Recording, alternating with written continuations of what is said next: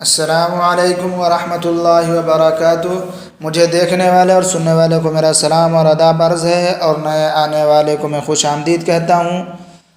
असदुद्दीन वैसी को चाहने वालों के तरफ से जिनका दिल उदास हो चुका है उनको मैं कुछ कहना चाहता हूँ। इस शेर के ज़रिए मैं उनको पैगाम देने की कोशिश करता हूँ, उनको हिम्मत देने की कोशिश करता हूँ। तब्दीली अफ़कार से आते हैं नए दिन, तब्दीली अफ़कार से आते हैं नए दिन।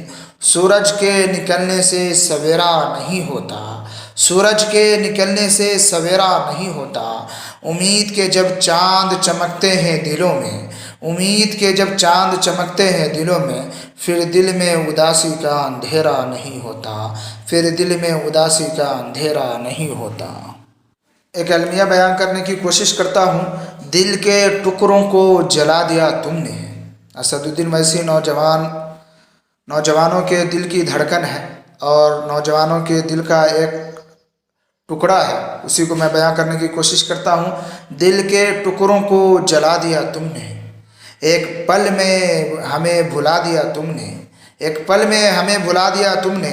हम तो अनजान थे दर्द मुस्लिम से, हम तो अनजान थे दर्द इलेक्शन से, हम तो अनजान थे दर्द मुस्लिम से।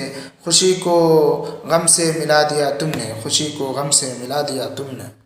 एक और अलमिया बयां करने की कोशिश करता हूँ। मिलाते हो उसी को खाक में जो दिल से मिलता है, मिलाते हो उसी को खाक में जो दिल से मिलता है। मेरी कौम चाहने वाला बड़ी मुश्किल से मिलता है, मेरी कौम चाहने वाला बड़ी मुश्किल से मिलता है। और जो शख्स असदुद्दीन वैसी को बुरा भला कहते हैं उनको मैं ये कहना चाहता हूँ, काश कोई तो ऐसा हो, काश कोई तो ऐसा हो जो अंदर से बाहर जैसा हो। वो सिर्फ एक शख्स है जिसका नाम है असदुद्दीन वैसी।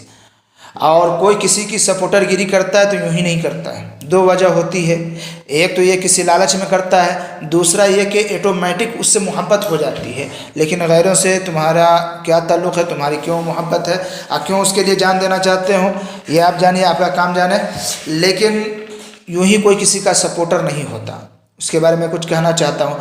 मतलब के बिना किसी को कौन पूछता है साक़ी, मतलब के बिना किसी को कौन पूछता है साक़ी। बग़ैर रूह के तो घर वाले भी नहीं रखते, बग़ैर रूह के तो घर वाले भी नहीं रखते। दूसरों पर इल्ज़ाम मत दो, अपनी भी तो गलती होगी, हो सकती है। ये मेरा कहना है आपसे।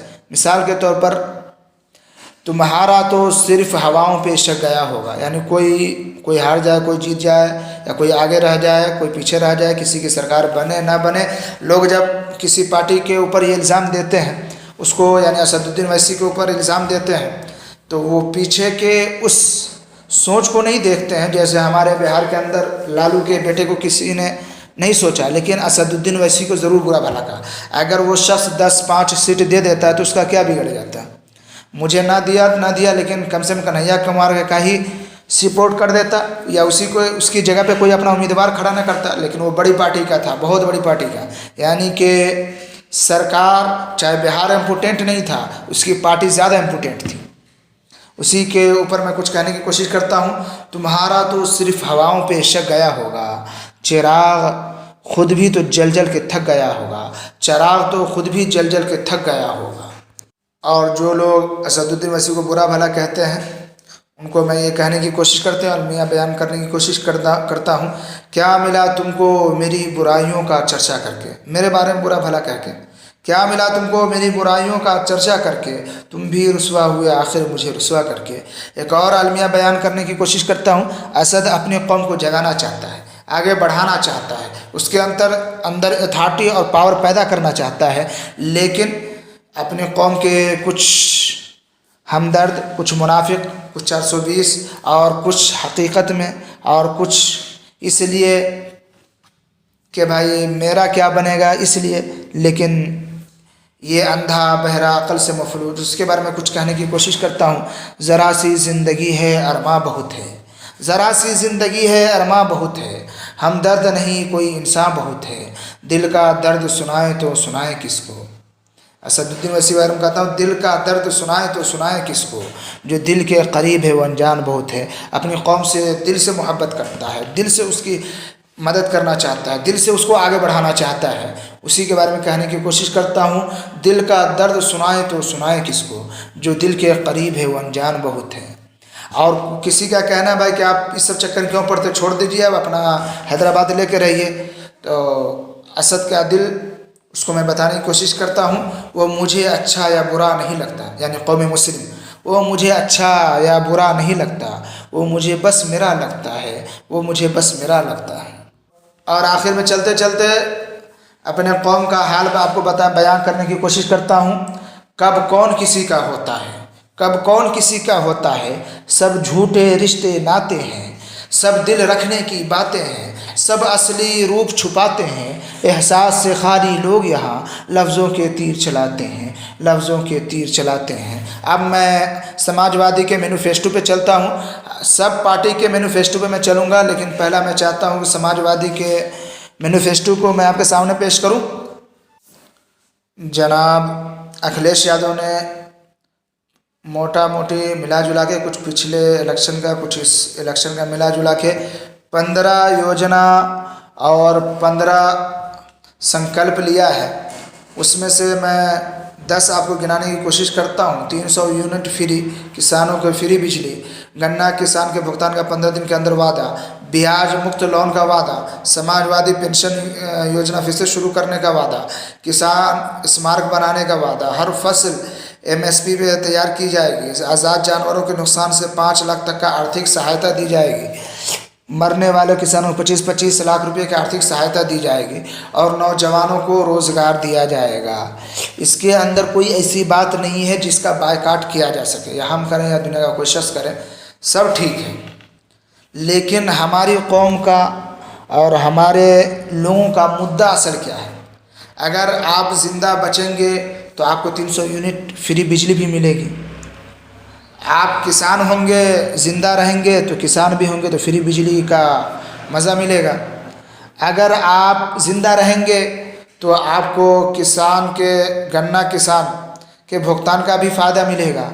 अगर आप ज़िंदा रहेंगे तो ब्याज मुक्त का लोन का भी आपको फ़ायदा मिलेगा।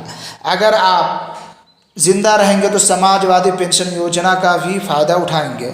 अगर आप ज़िंदा रहेंगे तो किसान स्मारक देखने का मौका मिलेगा। अगर आप ज़िंदा रहेंगे तो आप अपनी फसल को MSP पे बेच पाएंगे। अगर आप ज़िंदा रहेंगे तो आप जानवरों से नुकसान जो चीज़ हुआ है, जानवरों की वजह से जो चीज़ नुकसान हुआ है आपका, उसका फ़ायदा उठा पाएंगे, उसका सहायता ले पाएंगे। मरने वाले किसान अगर आपके करीबी होंगे तो उसका भी फ़ायदा आपको मिलेगा। और आपके नौजवान अगर ज़िंदा रहेंगे तो आपको रोज़गार भी मिलेगा। उसी को मैं बताने की कोशिश करता हूँ। ये तो समाजवादी का मैनिफेस्टो हो गया। अब मैं अपना मैनिफेस्टो आपको सुनाने की कोशिश करता हूँ, जो सारे मुस्लिम कौम की तरफ से है। अगर अच्छा लगे तो हमारे चैनल को सब्सक्राइब कीजिए, और अगर यही असल मुद्दा है तो आप हमारे चैनल को अपने दोस्तों में फैलाइए और अपने दोस्तों के दरमियान शेयर कीजिए। नंबर 1, नौजवानों की गिरफ्तारी पर लोग लगाने की बात समाजवादी के मैनिफेस्टो में नहीं है। नंबर 2, बेगुनाह मुस्लिम नौजवान जो जेल के अंदर बंद है, उनके बारे में मैनिफेस्टो के अंदर कुछ बयान नहीं किया गया है। नंबर 3, लिंचिंग के ऊपर कोई वर्ड, कोई अल्फाज अखिलेश यादव ने नहीं कहा है। नंबर 4, दंगाई के ऊपर कुछ कार्रवाई होगी या नहीं होगी, उसको अपनी दौरे हुकूमत में सज़ा दिलाई जाएगी या नहीं दिलाई जाएगी, इसके ऊपर अखिलेश यादव ने कुछ नहीं कहा है। नंबर 5, IT सेल की वजह से जो इमेज, जिसको कहा जाता है पेस स्पेस मेज इमेज, इसी अंदाज का मैं कहना चाहता हूँ कि IT सेल की वजह से मुस्लिम कौम की जो बदनामी हुई है या इसके ऊपर जो कलंक लगा है, इसके ऊपर भी मैं अखिलेश यादव ने कुछ नहीं कहा है। नंबर 6, मीडिया के पैरोपेगंडा की वजह से हमारी कौम की कितनी बदनामी हुई है, लोगों की, आम सीधे साधे लोगों की नज़र से कितना नीचे गिर गया है, इसके ऊपर अखिलेश यादव ने कुछ नहीं कहा है। आरक्षण के ऊपर भी कुछ नहीं कहा है कि हम मुस्लिम कौम को क्या देना चाहते हैं, क्या नहीं देना चाहते हैं, और ये कितने दिन में लागू करेंगे, ये भी नहीं बताया। नंबर 8, पुलिस की बर्बरियत के ऊपर भी कुछ नहीं कहा कि पुलिस जो मुस्लिम कौम पर जुल्म करती है और नौजवानों को उठा के ले जाती है छानबीन के लिए, पूछताछ के लिए, और फिर उसको जेलों में डाल देती है, फिर उसकी समाप्त कई सालों में होती है, इसके ऊपर भी अखिलेश यादव ने कुछ नहीं कहा। नंबर 9, झूठे केस करने वाले पुलिस और झूठे केस में फंसाने वाले लोग और झूठे केस में जो लोग फंसे हैं उनको क्या मुआवजा मिलेगा, उनकी सुनवाई कितने दिन में होगी, इसके ऊपर अखिलेश यादव ने कुछ नहीं कहा है। नंबर 10, केस की समाप्त में देर क्यों?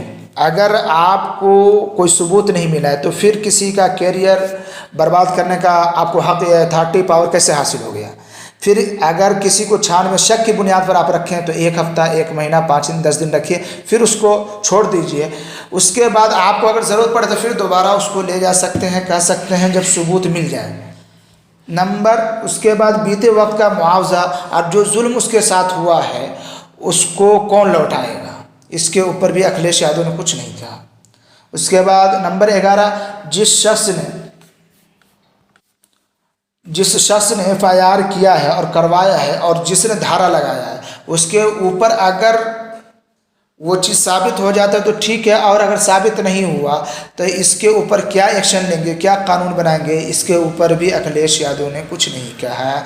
ये मेरा मैनिफेस्टो है जो मैंने आपके सामने पेश करने की कोशिश की है। अगर आपको अच्छा लगे तो हमारे चैनल को सब्सक्राइब कीजिए और अपने दोस्तों में फैलाइए, और अगर आपसे हो सके, अगर उनके बीच में जा सके तो हमारी इस खबर को भी वहाँ तक पहुँचाने की कोशिश कीजिए। जब तक के लिए मुझको इजाज़त दीजिए। मैं मोहम्मद इनामुल हक, फिर मिलते हैं किसी दूसरे वीडियो के साथ। हर पार्टियों का मैं मैनिफेस्टो आहिस्ता आहिस्ता करके दिखाऊंगा। ये पार्ट 1 है।